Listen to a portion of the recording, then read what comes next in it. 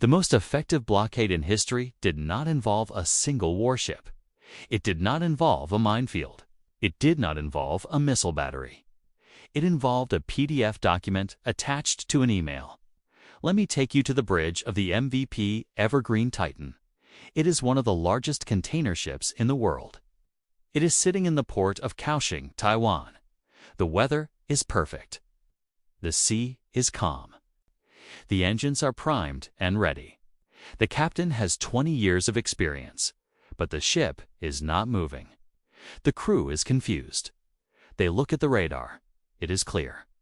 There are no Chinese destroyers on the horizon. There are no American carriers. It is just open blue ocean. So why is a ship carrying $200 million of electronics refusing to untie the ropes? Because 10 minutes ago, the captain received a message from the ship's owner in Geneva. The message was short. Do not sail. Insurance coverage suspended. Repeat, do not sail. The captain is looking at the ocean, but he is seeing a wall. An invisible wall built not by admirals, but by actuaries. Built not with steel, but with risk premiums. 3,000 miles away, in a quiet boardroom in London, a group of men in gray suits just decided the fate of Taiwan. They didn't look at a military map. They looked at a spreadsheet, and they decided that sailing through the Taiwan Strait was no longer a business transaction. It was a gamble, and the House just closed the table. This is the story of the insurance trap. This is how you strangle a nation's economy without firing a shot. This is the weaponization of finance. And nobody saw it coming because nobody was reading the fine print. Welcome to the future of warfare, where the pen is mightier than the sword, and the calculator is deadlier than the bomb. The trigger, the JWC list. It started in a room that looks like a library. The Joint War Committee, or JWC, inside Lloyd's of London. Most people have never heard of them, but they are the most powerful naval force on Earth. They represent the global marine insurance market.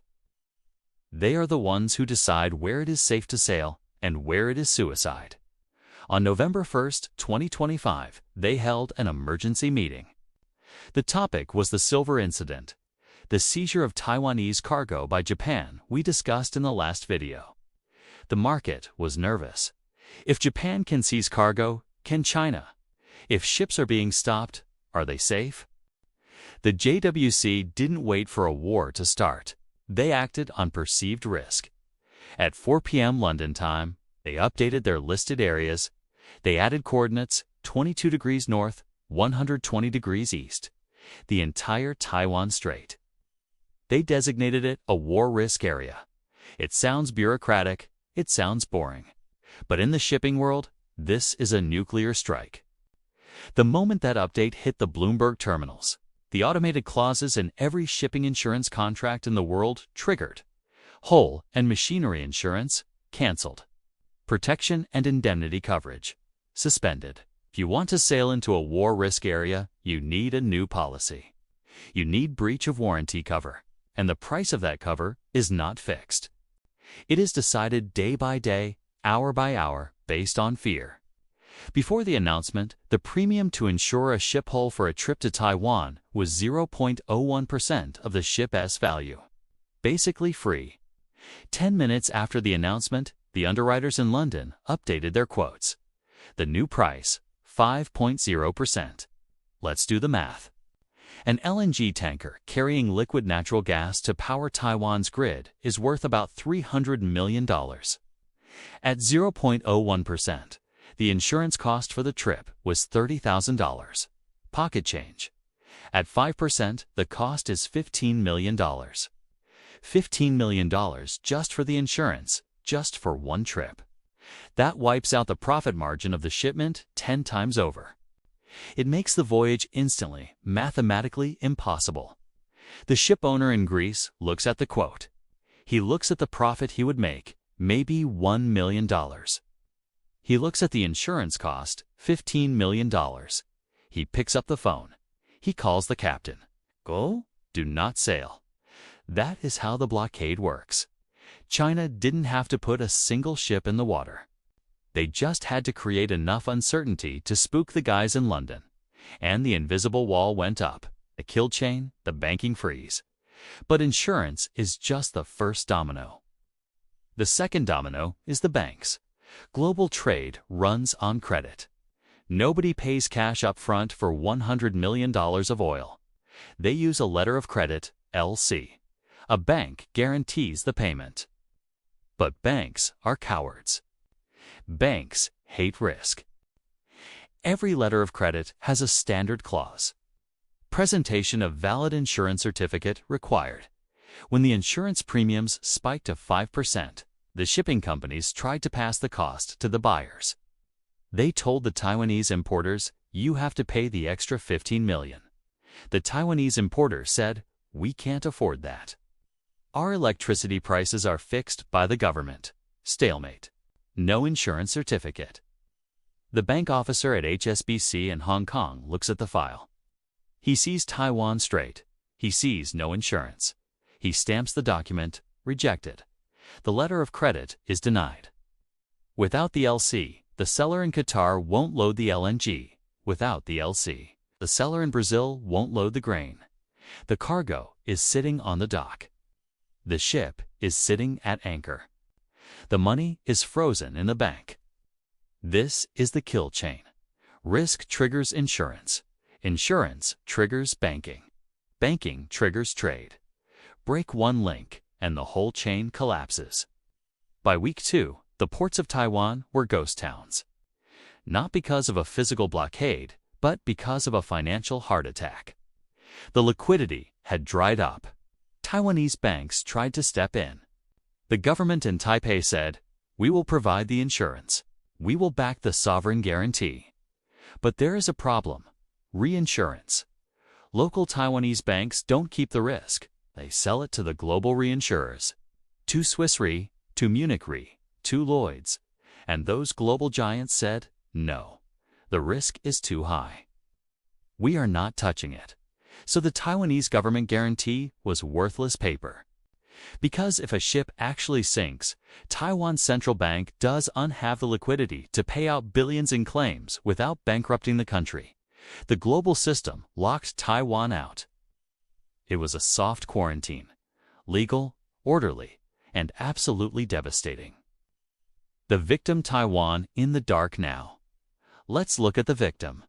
Taiwan, an island nation. It imports 98% of its energy. It imports 70% of its food. It has an energy reserve of about 11 days for natural gas in summer. 11 days. That is the clock. When the LNG tankers stopped sailing from Qatar because of the insurance spike, the clock started ticking.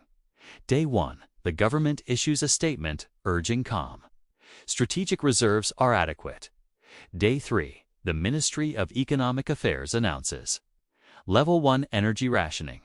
Streetlights are turned off after midnight. Air conditioning in public buildings is limited to 26 degrees Celsius. Day 7. The rolling blackouts begin. First, it's the residential areas. Then, it's the light industrial zones. Then, the unthinkable happens.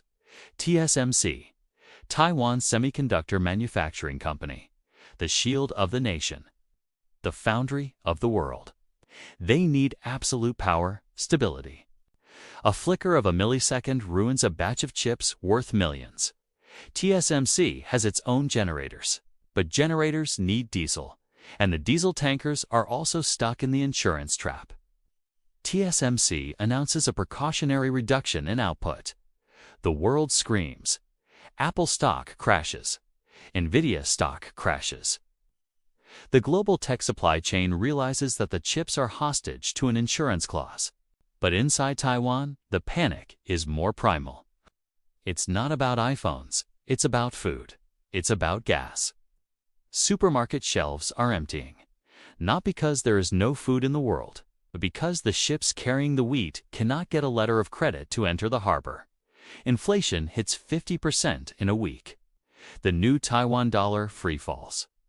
People are queuing at banks to withdraw cash, but the ATMs are empty. The psychology of the blockade is setting in. You look out at the ocean, you see the waves, You see the sky.